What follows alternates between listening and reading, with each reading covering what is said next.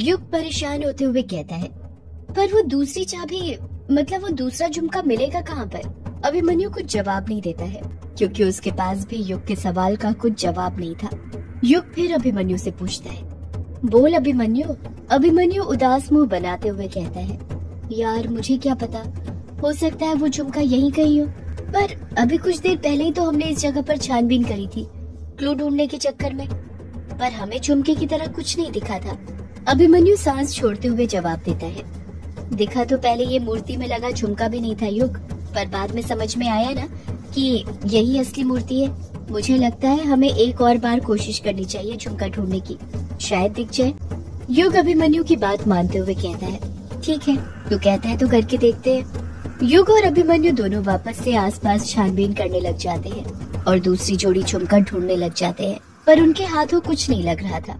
दोनों ही झुमका ढूंढते ढूंढते परेशान हो गए थे। मोबाइल की टॉर्च की रोशनी में ज्यादा कुछ दिखाई भी नहीं दे रहा था।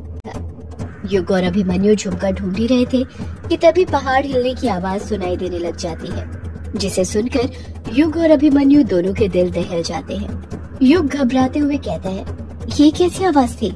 अभिमन्यु कुछ जवाब दे पाता उससे पहले ही जमीन हिलने लग जाती है, जिस कारण अभिमन्यु और युग दोनों का बैलेंस बिगड़ने लग जाता है। दोनों ही यहाँ से वहाँ होने लग जाते हैं। ऐसा लग रहा था जैसे भूकंप आ रहा हो।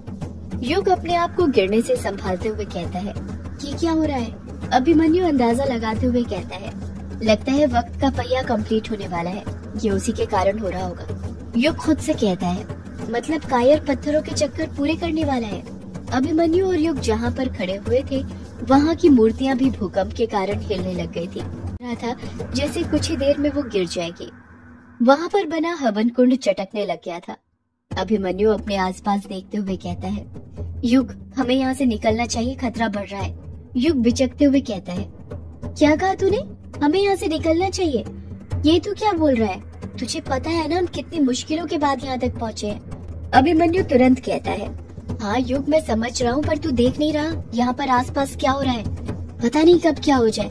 मुझे तो लग रहा है जैसे जमीन अंदर धंस रही है। युग अपनी बात पर अड़ते हुए कहता है, धंस जाए तो धंस जाए, मुझे फर्क नहीं पड़ता, पर मैं तो यक्षिणी का ताज और वो खजाना लेकर ही जाऊंगा। अभिमन्यु बौखलाहट के साथ कहता है, युग ये तो क्या बोल रहा है? तेरा दिमाग तो ठिकाने पर है ना? युग झट से कहता है, अभिमन्यु देख, मैं खाली हाथ वापस नहीं लौटना चाहता।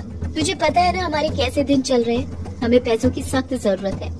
उस खजाने से हमारे बुरे दिन खत्म हो जाएंगे और तूने ही तो कहा था हम यक्षिणी के ताज और उस खजाने से अब बस एक कदम दूर हैं। अभिमन्यु कहता है, युग हम उस खजाने से एक कदम भले ही दूर हो, पर उस एक कदम को पार करने के लिए यक्षिणी का झुमका चाहिए जो हमारे पास नहीं है, और न ही अब हमारे पास इतना वक्त है कि हम उसे ढूंढ सके। वक्त खत्म होते जा रहा है, चल यहाँ से। युग कुछ जवाब नहीं देता है, वहीं पर खड़ा रहता है। अभिमन्यु युग का हाथ पकड़ते हुए कहता है, अब देर मत कर, चल जल्दी। इतना कहकर अभिमन्यु अपने कदम आगे बढ़ाने लग जाता है, पर युग अपने कदम आगे नहीं बढ़ाता है, वहीं पर जमाए रहता है। अभिमन्यु जानता था युग उसकी बात इतनी आसानी से नहीं मानने वाला था। युग बहुत जिद्दी था, उसे अपनी जान की बिल्कुल परवाह नहीं थी। वो अपने मन में जिस चीज को ठान लेता था उसे करके ही मानता था, पर अभिमन्यु जानता था कि उसे युग को कैसे राजी करना था। आखिर वो उसका बचपन का दोस्त था, उसकी रग रग से वाकिफ था। अभिमन्यु युग की दुखती नब्ज पर हाथ रखते हुए कहता है, युग तू अपनी जान को तो खतरे में डाल ही रहा है, साथ में अपने दोस्तों की जान को भी खतरे में डाल रहा है, खासतौर पर शालिनी की जान को। पता नहीं वो किस मुसीबत में होगी। जैसे ही अभिमन्यु ये बात बोलता है युग के पैर डगमगा जाते हैं, वो कांपने लग जाता है। युग के चेहरे के एक्सप्रेशन देखकर अभिमन्यु समझ गया था कि उसका तीर निशाने पर लगा था। अभिमन्यु युग को डराते हुए कहता है, कहीं भगवान न करे शालिनी को फिर से कुछ हो जाए, कहीं वहाँ की भी जमीन तो नहीं हिलने लग गई होगी, शालिनी झूला झूलते हुए गिर तो नहीं गई होगी।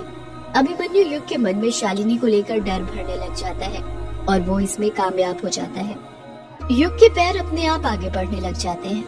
अभिमन्यु समझ जाता है कि उसका तीर एकदम सही निशाने पर लगा था।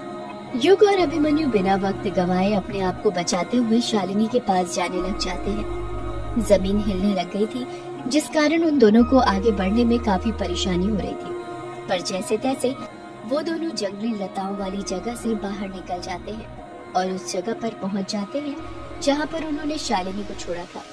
जब वो वहां पर पहुंचते हैं तो उनकी आंखें खुली की खुली रह जाती हैं। उन दोनों को ही अपनी आंखों पर यकीन नहीं हो रहा था। युग के पैर डगमगा जाते हैं। वो ना में अपना सिर हिलाते